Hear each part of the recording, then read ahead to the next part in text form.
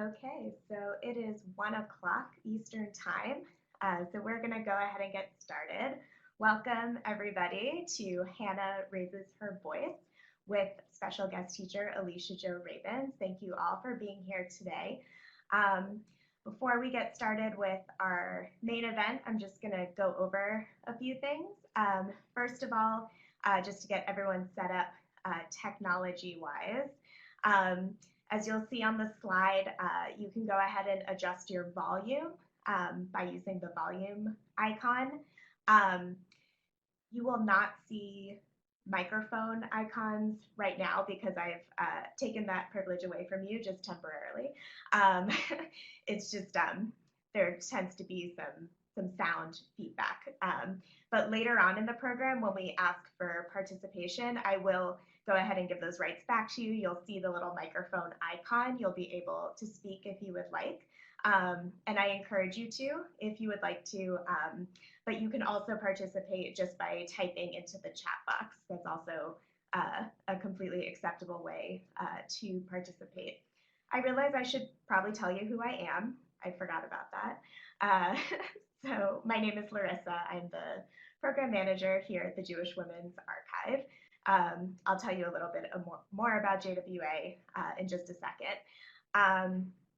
Also with your webcam, you can feel free to enable your webcam if you'd like some people have already, so we can see you. If not, no pressure, you don't have to have your webcam on, totally fine. You can also practice raising and lowering your hand. This is something that'll come in handy later when we ask for participation. Excellent, I see some people practicing, that's great.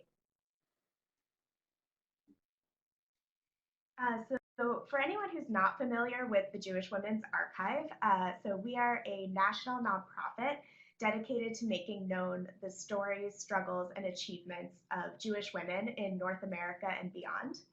On our site, you'll find the world's largest repository of materials and stories and voices of Jewish women.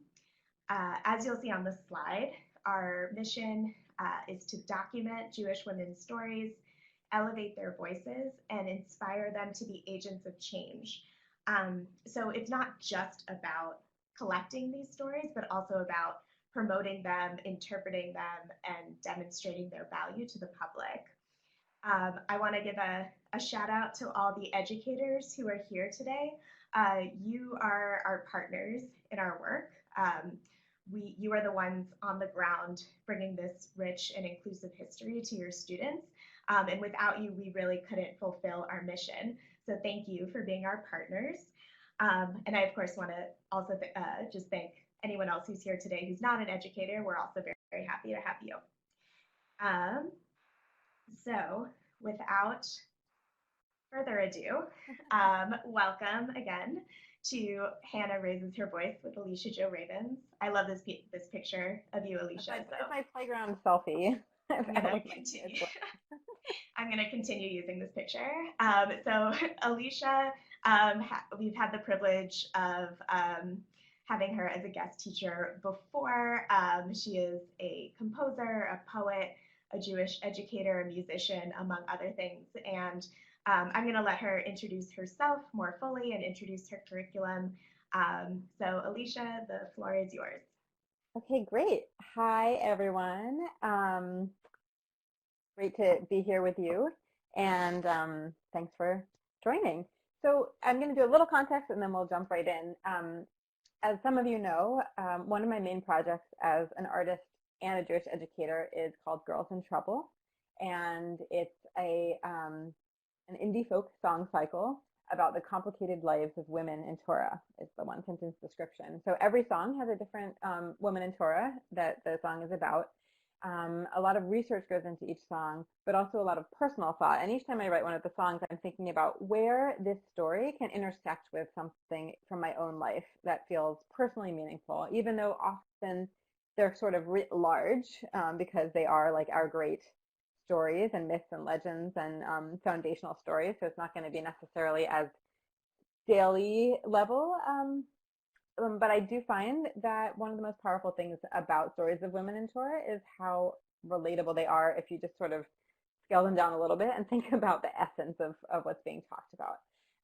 So for years, I've been performing these songs, touring around to different communities and rock clubs and everything in between, and teaching and performing. And then I was invited to create a curriculum around them to help educators bring them into the classroom. So the Girls in Trouble curriculum is a series of 10 units that I'm creating right now, including this one. And each one takes a character's story through the song that I wrote and my notes on the song, so sort of behind the music, as well as visual art and rabbinic midrash, and an opportunity for students to create their own work and then upload it to our website and sort of join the creative midrashic commentary conversation. And I'm thrilled to be partnering with JWA, who are releasing sort of boiled down, really easy to use version of the curriculum. So the full version is very big and has all this visual art and midrash and a lot of stuff to sort through. And I always want people to feel free to pick and choose, but I love that there's a very accessible version for free on the JWA website as well, where it's just the original story and my song and my notes about it and lyrics. So if you just want to, do a more kind of intimate, focused session, those are really wonderful.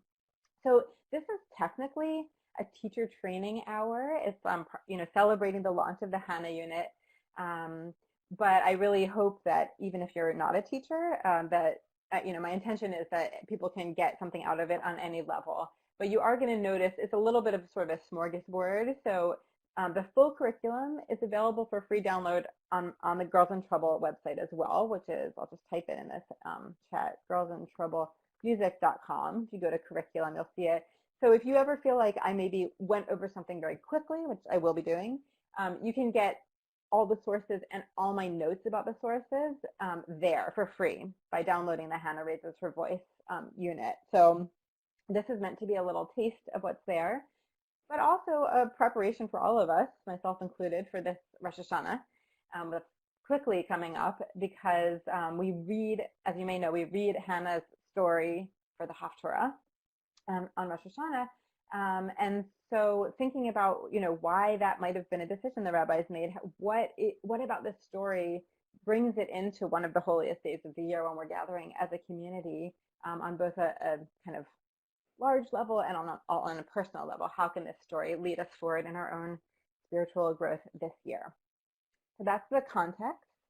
And I want to start with actually a question, and this is something I suggest in the lesson plan of the curriculum. So before we jump into the story itself, I want to invite you to think about, and if you want to share it, that's great, no pressure, through the chat field, a time when you really wanted something that was hard to get. So sometimes we want something, we make it happen, it's not that dramatic. Sometimes we want something and it takes years and years and years of trying harder than we maybe even ever thought that we could in order to get it. And sometimes we don't get it.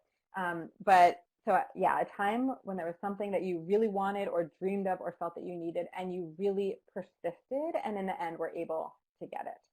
So I'll just give you 30 seconds to kind of think about that. And if anyone wants to share anything in the chat field, I intend this to be a safe space, so please feel free. And then we'll jump right into the context of why I'm asking you this question. Any brave souls? I can share mine while we're waiting, or one of mine, and there's so many, but as an artist, if some of you are creative, you know that there's just kind of rejection as part of the game constantly. So for, I think, 7 years, I sent out my manuscript for my first book of poetry and heard back no, no, no, no, no, multiple times a year, every few months. And then something magical happened 7 years in, and I got a yes back, which ended up being from this great press. And it was one of those things where even when I look back, I'm like, what was it that made me stick with after 5 years of rejection? But I think sometimes when we want something badly enough, we just make it happen. And that is one of the things that I see as a profoundly relatable element of Hannah's story. So I see a couple of people are typing, and we'll just wait for those responses, and then we'll jump right into the story. Oh, the question is a time when you really needed or wanted something and worked really hard to get it. So it didn't come easy, but you persevered and made that happen. That was the question, Fiona. Infertility, then family. So that is a huge, huge common one. Everyone has their own personal story, which is different for everyone, and it's not an uncommon story. And in fact, that is actually what Hannah goes through, as we'll see in a moment. That's a profound one. Yeah, wanting a partner, doing often years and years and years of dating and looking and trying. Yeah, so I'll wait for one more and then we'll jump right into the story. And we can, these can keep coming and you can see them in the chat field as we go. So you can, even if you think of it throughout. Also, if you think it's something that is very relevant this year that you are still in the process of wanting, feel free to throw that out there too, because that's very much part of this conversation. Oh, thank you. Okay. I accept compliments as well. Tiana just wrote that she likes my music and poetry. So as people continue to type, okay, I'm going to read this one and then we'll move on. So I've worked over a number of years to find the right role for myself in Jewish education and was able to start my own educational consulting business last year. A big step, huge. So it happens on the most personal life levels with our bodies and with our relationships, and it happens just as much, professionally as Mindy and my examples, and often there's a profound connection between the two. So feel free to toss them out there if anyone thinks of more. So so we are going to do this sort of flyover, and I've even edited it down just to be able to fit it in this session. So there's more sources in the full curriculum than we're going to look at, and we're going to have a sort of taste of some of the sources right now. Okay. So because of this I'm going to read this out loud just to sort of bring the story into the room. If for the educators, what I suggest in the lesson plan of the curriculum is that this be the chavruta study. So this be the sort of partner study, or maybe small group if that makes more sense for you. But that the words be read out loud, because that's a really central part of Jewish study, is bringing the words to life through speaking them. So this is actually a 2-slide text. It's a little longer, and I'm going to read it now. There was a man from Ramatayim whose name was Elkanah. He had 2 wives, one named Hannah, Hannah in Hebrew, and the other Penina. Penina had children, but Hannah was childless. This man used to go up from his town every year to worship and to offer sacrifice to the God of hosts at Shiloh. Hophni and Pinchas, the 2 sons of Eli, were priests of God there. One such day, Elkanah offered a sacrifice. He used to give portions to his wife Penina and to all her sons and daughters, but to Hannah he would give a double portion. For Hannah was his favorite, though God had closed her womb. Moreover, her rival, to make her miserable, would taunt her that God had closed her womb. This happened year after year. Every time she went up to the house of God, the other would taunt her so that she wept and would not eat. Her husband Elkanah said to her, Hannah, why are you crying and why aren't you eating? Why are you so sad? Am I not more devoted to you than 10 sons? After they had eaten and drunk at Shiloh, Hannah rose. The priest Eli was sitting on the seat near the doorpost of the temple of God. In her wretchedness, she prayed to God, weeping all the while. And she made this vow, O God of hosts, if you will look upon the suffering of your maidservant and will remember me and not forget your maidservant, and if you will grant your maidservant a male child, I will dedicate him to God for all the days of his life, and no razor shall ever touch his head. As she kept on praying before God, Eli watched her mouth. Now Hannah was praying in her heart. Only her lips moved, but her voice could not be heard. So Eli thought she was drunk. Eli said to her, How long will you make a drunken spectacle of yourself? Sober up. And Hannah replied, Oh no, my God, I am a very unhappy woman. I have drunk no wine or other strong drink, but I have been pouring out my heart to God. Do not take your maidservant for a worthless woman. I've only been speaking all this time out of my great anguish and distress. Then go in peace, said Eli, and may the God of Israel grant you what you have asked of him. She answered, You are most kind to your handmaid. So the woman left, and she ate and was no longer downcast. Early the next morning, they bowed low before God, and they went back home to Ramah. Elkanah knew his wife Hannah, and God remembered her.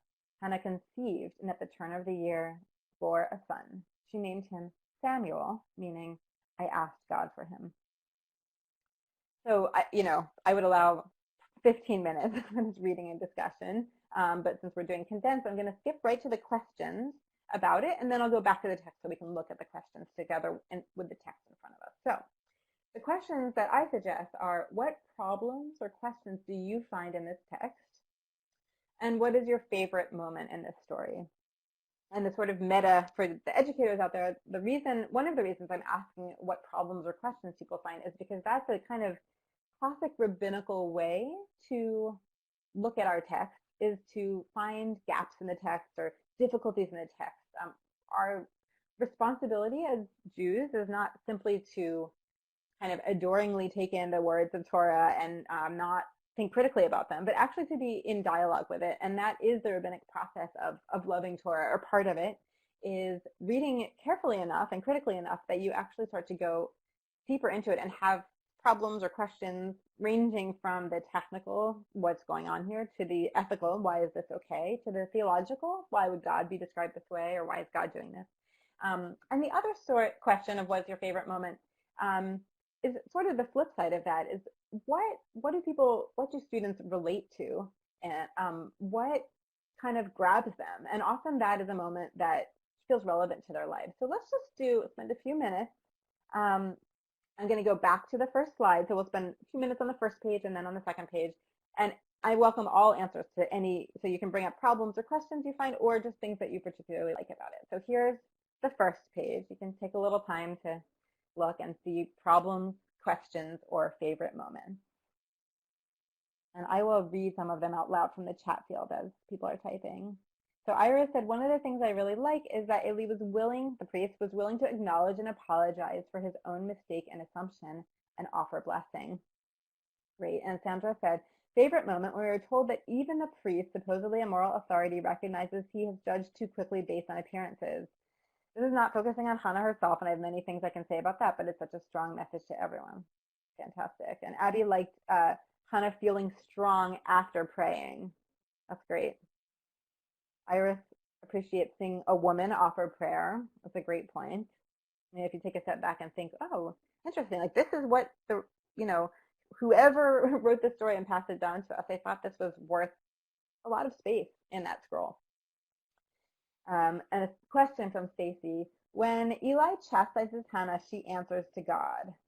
What can we make of this? Okay, great. So that's, let's see, on the second. So in 14, he says, how long will you make a drunken spectacle? And she says, oh no, my God, I'm a very unhappy woman. Interesting. So why, it seems like she's maybe responding to God, even though Eli's the one criticizing her. Great point. I'll go back to the other one. Let's see. Mindy, favorite moment, Hannah felt she could turn to prayer or God in her time of need. It's beautiful. And, it sounds obvious, but it can be really, really hard. It's like they're taking a deep breath when you're angry or something. It sounds so simple, and to actually do that, to say, oh, I'm hurting because I'm wanting something, and instead of just kind of spinning, I'm going to turn it into this action, this simple action of speaking, praying. Judy appreciates that this is perhaps the first time we see spontaneous prayer in the scripture. And Iris is pained by how women treat each other and the struggle for power by focusing on where another is most vulnerable. Yeah, so I'm fascinated by that too. That is, I mean, when you talk about like mean girls in middle school or even younger, all the way back to these kind of co-wives in the Torah, it's troubling. Sandra says, not only did Hannah offer a prayer, but the way she prays becomes the expected way to pray for all generations. Great, and we'll look at that later. Thank you for bringing that out. Abby has a great point. It's problematic connection between infertility and being forgotten by God. That's a huge point, and we could do, hours and hours on that. So thank you for bringing that up. I will say that in the biblical Hebrew, the forgetting and remembering, there's an element where remembering has sort of it's not the same as our English forgetting and remembering, where you literally just like don't know someone exists. There's an element where remembering has a taste of carrying out a promise. So it's remembering, kind of remembering as in almost visiting. So I just want to distinguish a little from the English, where forgetting is like having no idea that something exists at that moment, but it's a wonderful point. Esther, does God hear a silent prayer or a bashful prayer? Right? So Hannah's very out loud here. And what about other modes of prayer? And Molly says, Oh, why does Eli, a priest, seem so confused to see someone in deep prayer? That's great. And that does go back to the point that someone said before, that maybe this kind of prayer, which we think of as a quintessential way of relating to God, maybe that wasn't so much the model in the ancient world, where it was a priestly model where people came to the temples and offered offerings. So maybe there was something radical. I'm just proposing an answer to this question. I don't know if it's right. Or maybe there's something, maybe there's just an element where Eli is kind of blind at that moment to the reality of what's happening. Yes. Okay. So Lisa is pointing out, translating, that Hannah says Adonai, my Lord, which is how we pronounce God's name, but may refer either to God or Eli. So that's referring back to that earlier point of why Hannah may be speaking to God after Eli criticizes her, but you're right. So I'm trying to do a gender neutral translation here, which led us to say God instead of my Lord, but that's a really great point, that literally it's Adonai, my Lord, which could be to a human, kind of someone who's, above you in the hierarchy. Okay, and one more point and then we'll move on. So Sandra notes the difficulty of the husband to understand why the woman who has his love does not feel complete.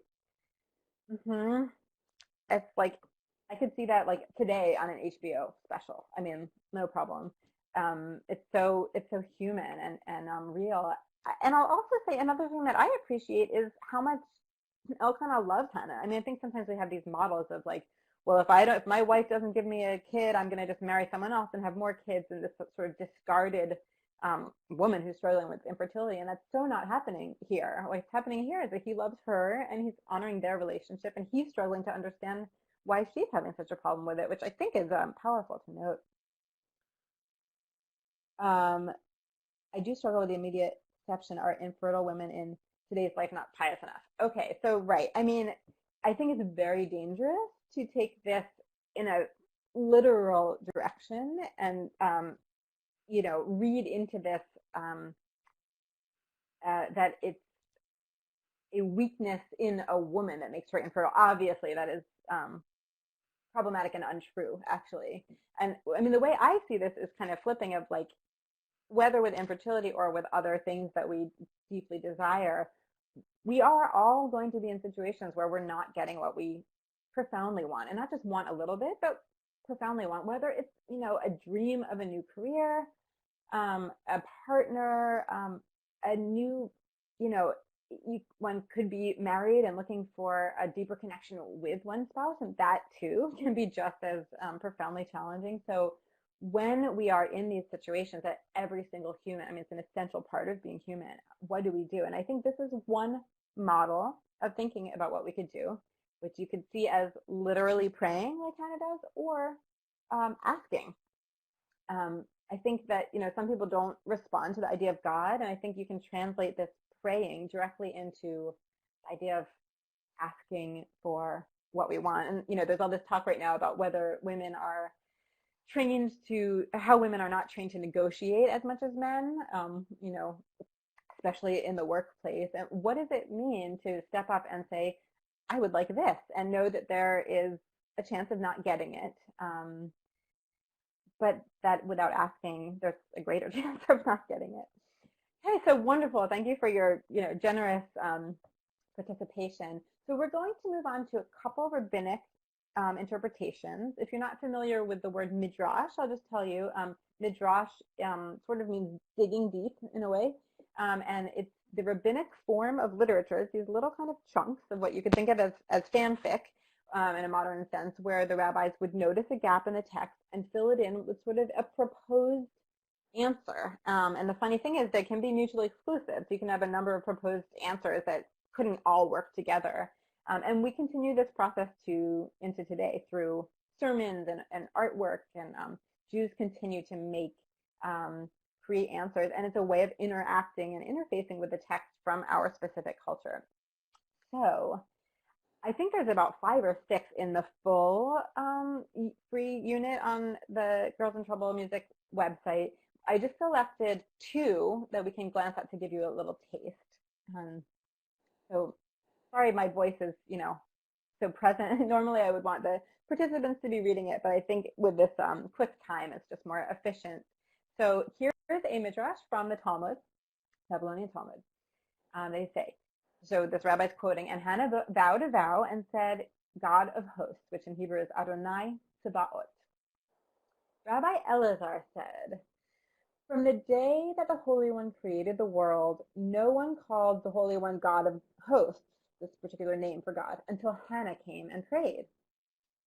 Hannah said before God, Master of the universe, of all the hosts of hosts, or multitudes of multitudes, Tsebaot is a little bit of a strange word, hosts or multitudes, that you created in your world, is it so difficult for you to give me one child?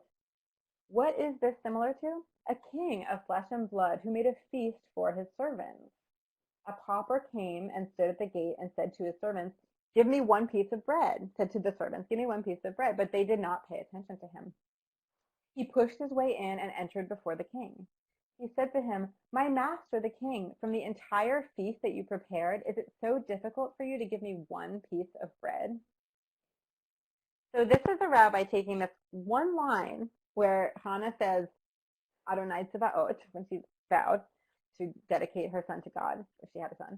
And this rabbi is reading into that A, Hannah's the first person to ever call God that.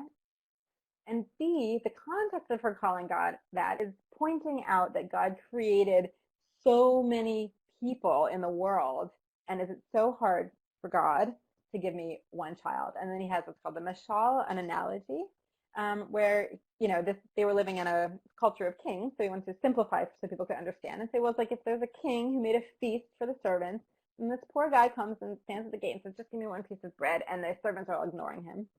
And he pushed his way in and goes not to the servants, but directly to the king and says, my master, the king, from this whole feast that you prepared, is it so difficult for you to give me one piece of bread? So I'm interested in how, and I think I might just actually read the questions and say a couple things about them instead of actually discussing. And feel free to type into the chat field if you want to contribute.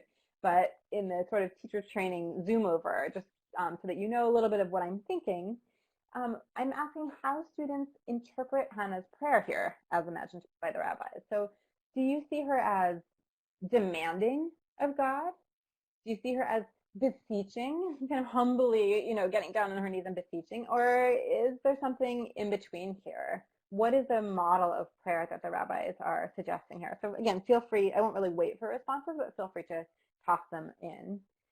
And the second question is, how would you translate this model into a contemporary prayer? So it kind of depends on your answer to the first one, but we don't really have kings in the same way.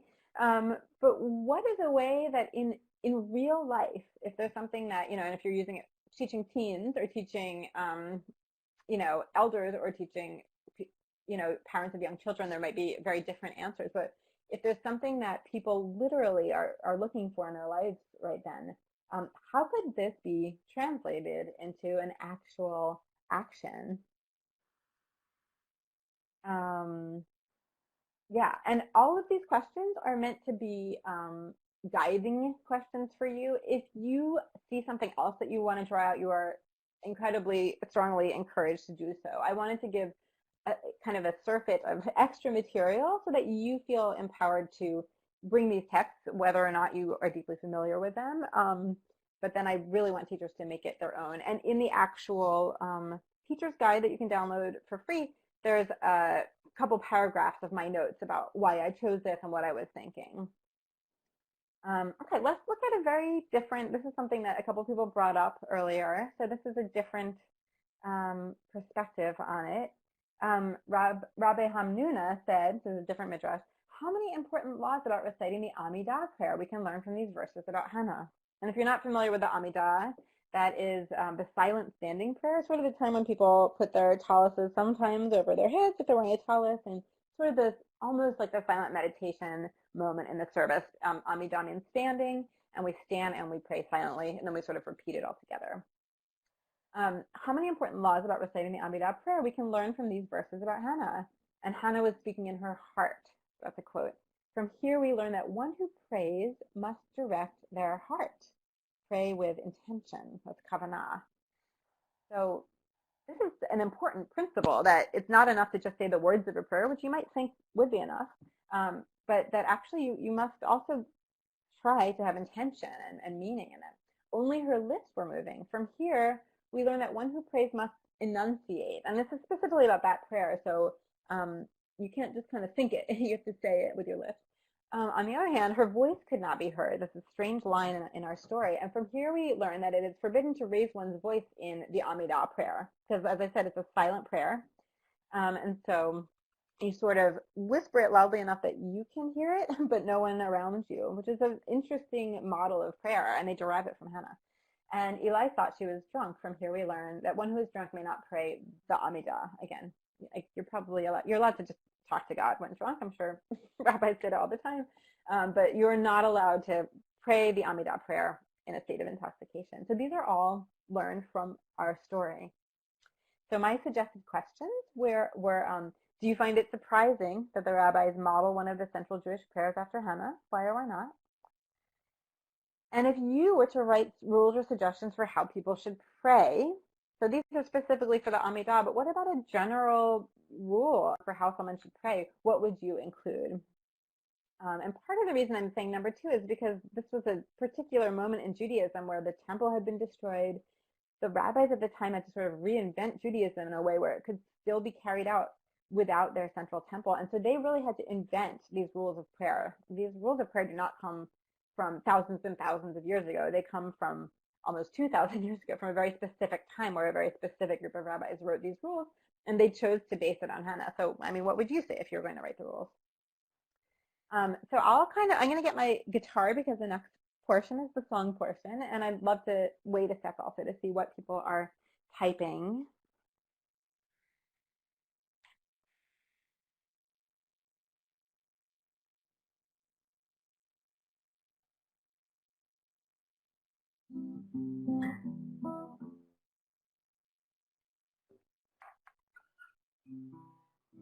And we could also activate the mics. We didn't have that option last time, so I kind of forgot about it. But if people want to, I'm whatever works is great with me.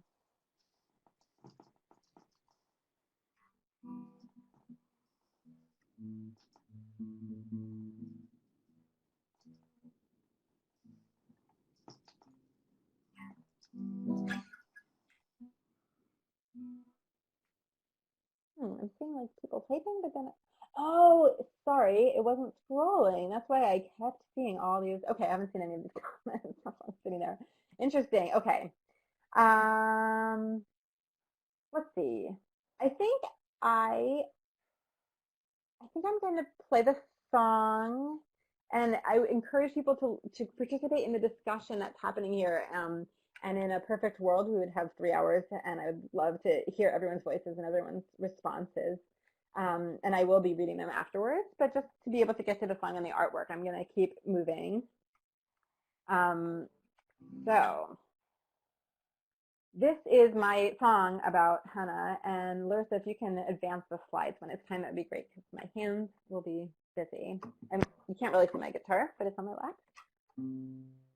And the full recording, by the way, a recording of the song comes with a download of the curriculum either on JWA or on girlsintroublemusic.com. And there's also, you can also stream it on Spotify. You can buy it on iTunes. So if you just want to hear the song, it's available in a lot of different places in the interwebs. I opened up my mouth, but no words came. I lay down to sleep, but I did not dream. Oh, oh, oh, oh, oh. I looked up to the stars, but the sky was dark, like a mirror held up to my eyes. A,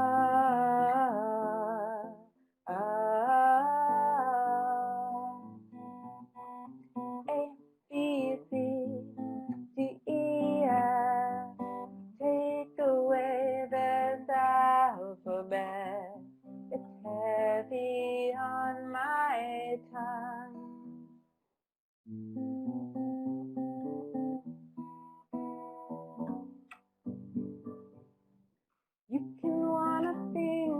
back, it seems that you lose yourself and everybody else. Oh, oh, oh, oh, oh. So I got down on my knees on the marble floor and I cried until my throat was sore. Oh, oh, A, B, C, D, E, F, G. Tell me what you want from me. I'll do it all, I swear.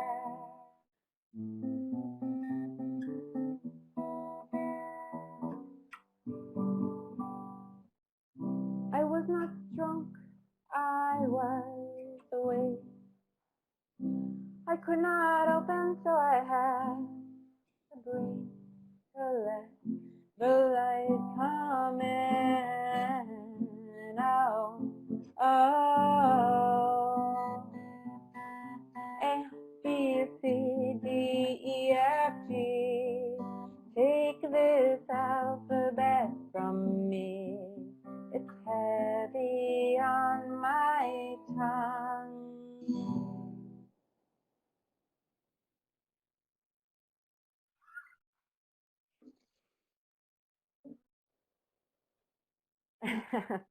Thank you. Thanks, everyone. So let's see, just a few, and I'm not ending, just a few practical notes about the music part. One thing is that the full recording that you can find online and in the downloads has, a bunch of other instruments in it, so it's much fuller. This was just me with my guitar. And another thing is that if you end up teaching this in your community and want me to do this kind of webinar with your students and perform a few songs live and take their questions, things like that. I've done that a few times and it's been really wonderful, and that's something I'm interested in doing more of. So I wanted to put that out there. And then finally, I wanted to say I do also tour around the country reading poetry and performing songs, including this one. And I'll be, for example, I'll be in LA at the Skirball Center a week from today, next Thursday. So definitely please let your LA area friends know about that if you're interested. And then you can look on the website for additional performances that are coming up in Northampton, Massachusetts, and a bunch of other places. So hope to meet you in person one day. So that's the song. And to reiterate, the JWA unit is just the song and the text, and then all my notes. I footnote the lyrics. So I tell you, oh, I got this from this midrash, I got this from this legend. And there's also my notes about what I was thinking, more kind of narratively behind the song.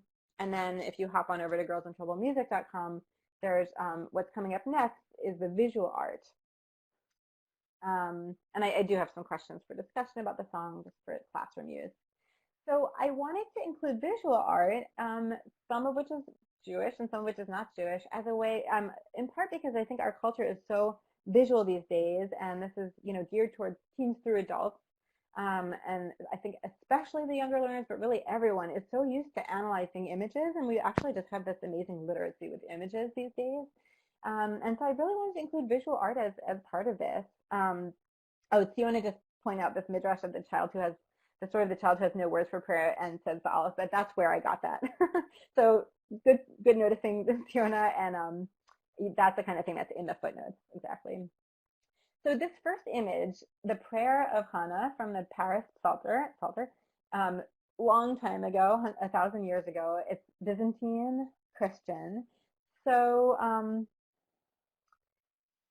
there, here you see Hannah, and then there is this hand up high, which is a conventional way of illustrating God in these early Christian artworks.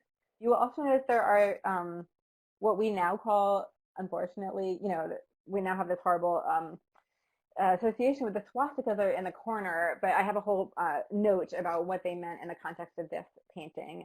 So it's definitely something that might come up with students, and we address it in the teacher's notes. So it might be nice to maybe unmute people's mics for the art section, Larissa, and we can hear if people just want to make a few observations, and I'll move on to the next image. Okay, so everyone has microphone rights now, so go nuts. Great. So if anyone wants to just notice, like, for example, what is the relationship of Hannah to God in this? How would you describe it visually? You can also type if you need.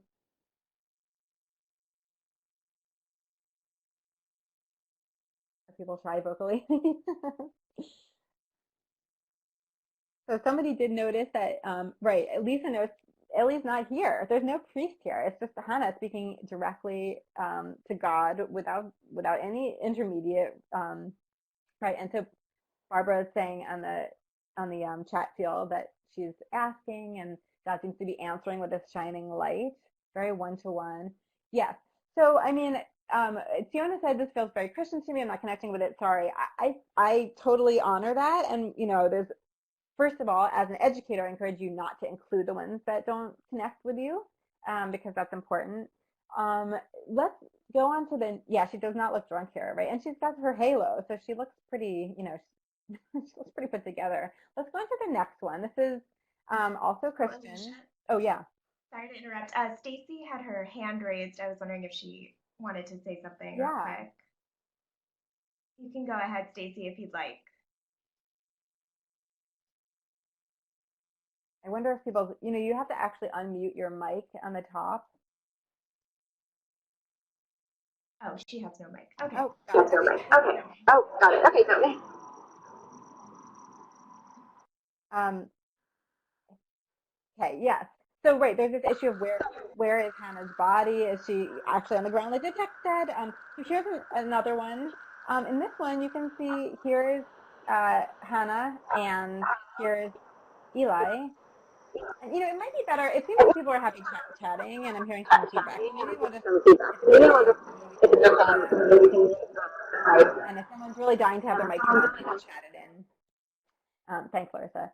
So no God in this one. Hannah's on her knees, and Eli is, considerably above her. Great, and I love the art history discussion that's happening, and I'm no art historian. I consulted with an art historian on this stuff, and so definitely there will be areas where teachers will know more than me, and that's fantastic. Here's another one. So this is apparently the best-selling book of all time, the Good News Bible. I think it's like just incredibly widely distributed. Christian, again, I do want to note that. I like having some non-Jewish art in here, just to kind of expand the conversation. If that doesn't work for you or your situation, it's totally fine to just leave it out. In this one, look at her position in relationship to Eli. First of all, it's a woman artist, which I found really interesting in this incredibly famous version of the Bible. It's illustrated by the Swiss woman, Annie Valentin, which surprised me. Right, here she is above. He's sort of like looking up at her, and she's got this like operatic thing going on, like, ooh.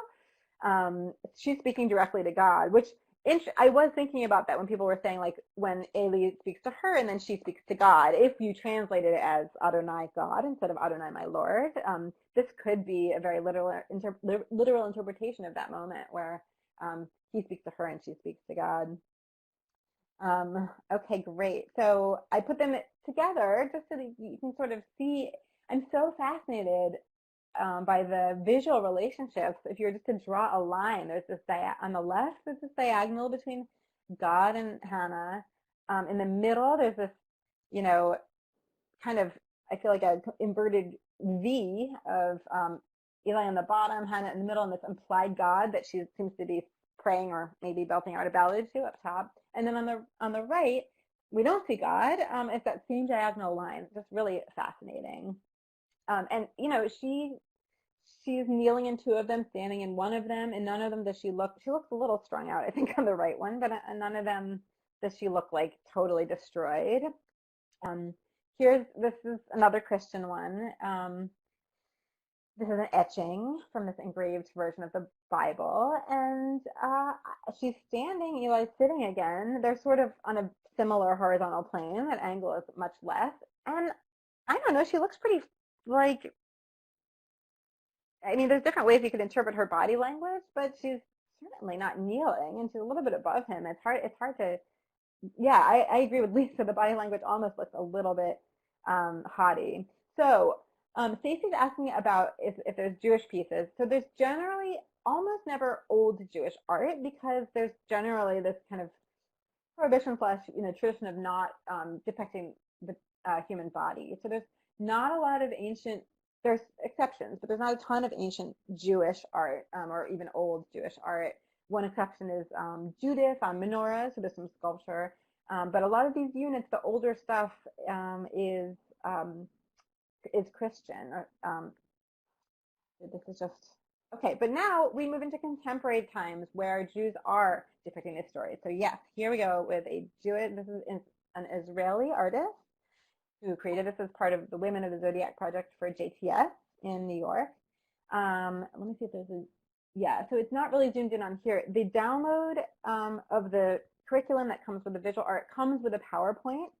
It's really important to mention. So if you are a teacher, if you're self-studying, you can just use it on your screen. It'll be nice and big. And if you're a teacher, you can just directly project it or even use your screen if you have a small class.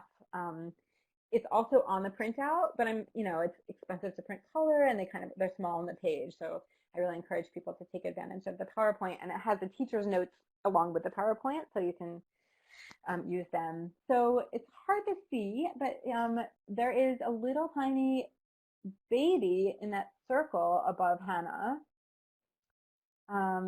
Yeah, she's very triumphant, and I think it's Eli who's sitting in the corner, right? That priest sitting there, interestingly kind of resonating with that Weigel image. Oh, thank you. Larissa, that's awesome. She was Libra, and so there's the scales up top, and you can see some kind of decorative pomegranates. Tishrei, and there's a song from Hannah's song, which happens later in the book of Samuel. We don't read that, but there's a note about it in the teacher's notes that comes with the curriculum. So it does actually look like a bird's eye view of her laid flat. Lisa pointed out there's this moment in the high holiday services. There's the few times a year where we actually prostrate on the ground as they used to in the temple, and this does look a little like that. It also looks like she's standing in a doorway, and there is that shadow. So the shadow kind of, emphasizes the standing, but I love that, reference to that position we take only on Rosh Hashanah and Yom Kippur. So I wanted to just look at these two, really just interesting to look at them together, and something that you can certainly have your class discuss. This is another old one. So the reason this is grouped together is like sort of group the art into Hannah and Eli, and then Hannah and Penina. So this is an old Dutch one. There's Penina on the left with all her offspring, looking very kind of matronly. There's Hannah on the right, weeping with her back to the camera, as we would say today, her back to the painter, and poor Elkanah kind of torn between the two, but definitely, trying to console Hannah. Really kind of powerful. This is a contemporary Jewish artist, Deborah Band. Some of you might know her work. She's based, I believe, outside of DC, and she does these beautiful illuminations of biblical women. So she has, it's interestingly similar, and the two will be on the same slide next, but on the right part of this kind of teardrop shape, on the right, there's Penina with her kids and these kind of frolicking animals, and everything's in color. And then on the left kind of green area, it's sort of this despairing, depressed Hannah's reality, where Elkanah's trying to comfort her, but there's really no color. So it's sort of through her eyes. Very beautiful image. Yeah, same scene, different lens, exactly. Yeah, here's a little zoom in. And I mean, you think about living in the same household with someone who's just having all these babies when you're struggling with infertility. It's awful. There's also beautiful notes by this artist about the symbolism in here, like what the jars are kind of a Kabbalistic reference, and so those notes come with the teacher's guide. Oh, the rotted pomegranate, yeah, amazing. Yeah. So here's just a 1600s Christian Dutch interpretation along with a 21st century American women painters. So This is a closing slide. Make sure if you try to go to the website that you go to Girls in Trouble Music. If you leave off the music, you'll go to unsavory places. We don't want that. We have a few more minutes for questions or comments. And I also want to say you're probably hopefully already on the JWA mailing list. I also have a mailing list where I'll let you know when future units come out and when I'm traveling around to perform. Really easy to find, so you can always email me directly. And the last thing I'll say is that the big picture of this project is at 10 units. So Miriam and Ruth came out in the spring, and they're available on both JWA and my site. Thank you. Hannah and Sarah, which are the stories that we read on the Chagim that are coming up, they just launched, so they're available now. And there's 6 more units coming up. The next 2 will be Judith and Tamar in advance of Hanukkah. Judith is really fun. It has a lot of Hanukkah recipes that are related to the story of Judith.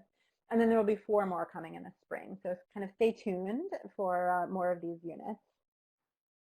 And I want to thank, as Iris reminded me, the Covenant Foundation for making this accessible. The Covenant Foundation and Joshua Venture Group supported this project with major funding, and the units on JWA will remain free forever, which is fantastic. And the huge expanded units on the Girls in Trouble website will be free through the launch of the last ones in spring. And then there's a reasonable download that's sort of scaled based on whether you're downloading it for your own use, group use, or a larger institution. I will, Iris, I'll thank Covenant for you. Yes, thank you. They're fantastic, and it's really due to their generosity and support that this is happening.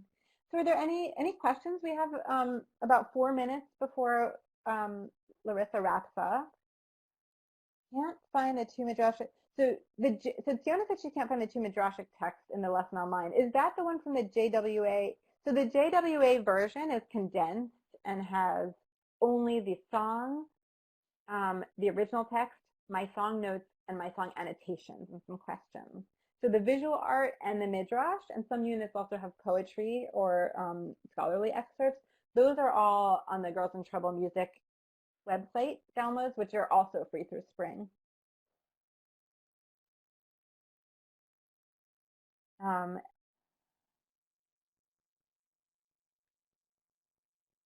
And I'll just type that website. If you go to girlsintroublemusic.com and you go to curriculum. Oh, how did I end up being a Jewish singer-songwriter? Well, the Jewish part was just kind of, happened.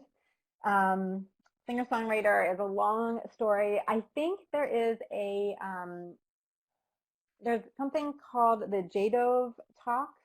And if you Google JDOV and my name or Girls in Trouble, I gave a sort of lecture about my path to doing this. That's a good place to start.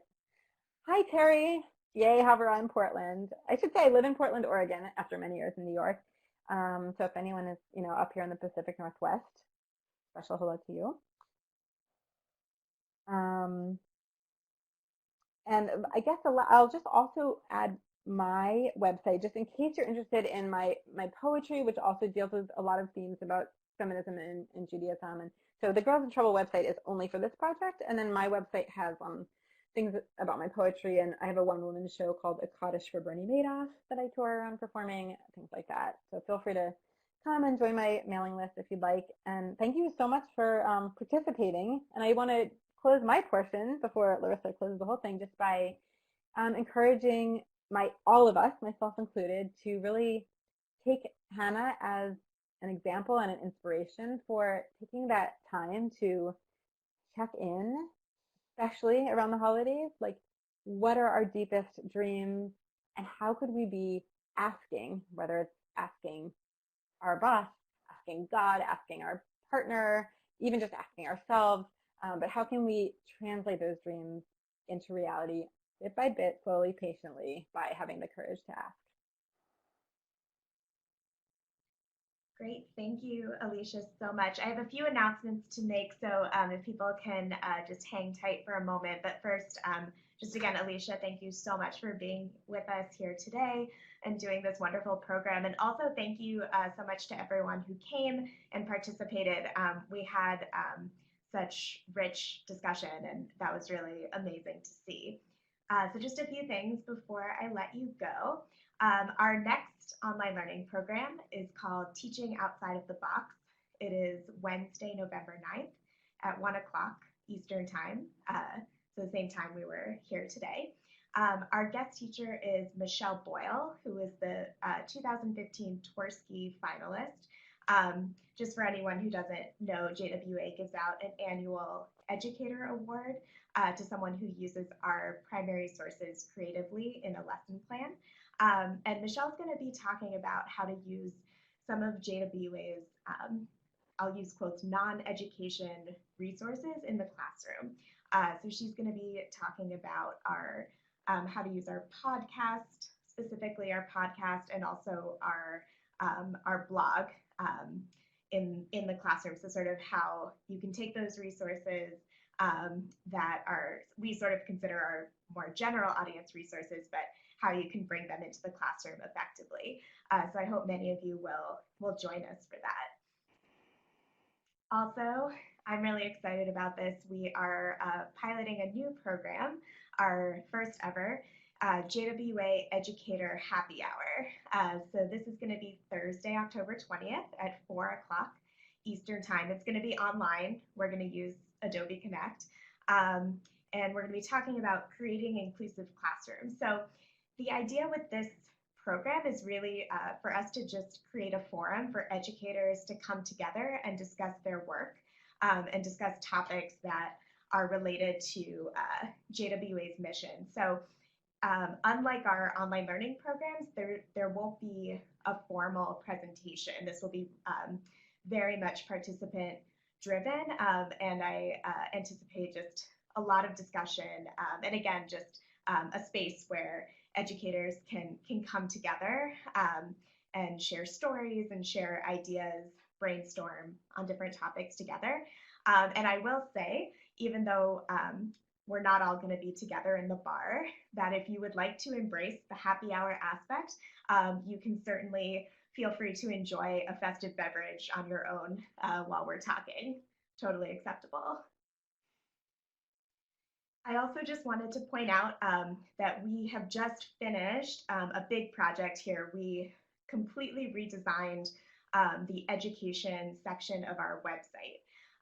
So if you haven't been on our website in a little while, I really encourage you to take a look. It's jwa.org/teach.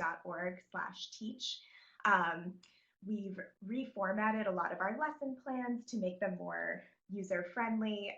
We have some new teaching tools. We also have, I'm going to circle it here, a new multimedia gallery, which is really exciting. JWA has thousands and thousands of primary sources, and until now, they haven't been searchable, but now they are. So you can go online and you can, using filters or keywords, you can search through all of our primary sources, which is a really great tool, really for anyone, for educators, for people doing research, just anyone interested in this work. So I encourage you to check that out as well. And last but not least, we're always trying to just be better, faster, stronger here at JWA. So we really, I would appreciate it greatly if you would take a moment to provide some feedback on the program today. Actually, if you go ahead and click on this link, you won't be kicked out of the room. It'll just open it in another window. So if everyone could just take a few minutes to let us know what you thought of today's program, that would be extremely helpful. So again, thank you all for being here. Thank you to Alicia, and it is 1:59 p.m. I'm going to let you go 1 minute early. Thank you so much. Thanks, everyone. Shana Tova. Shana Tova.